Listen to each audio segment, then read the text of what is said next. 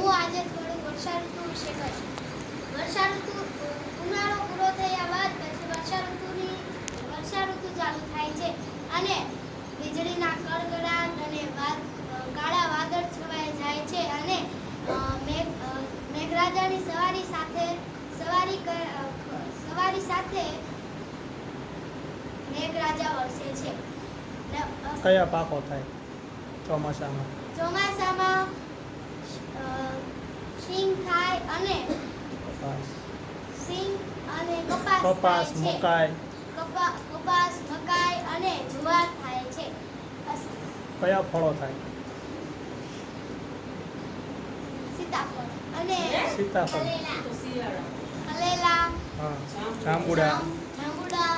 વરસાદમાં નાવું ગમે તને?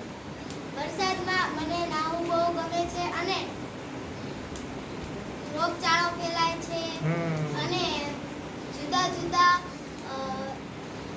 રોગચાળા ફેલાય છે અને આજુબાજુમાં ખાડા અને રોડ ઉપર પાણી ખૂબ જ ભરાઈ જાય છે. અસ્તુ.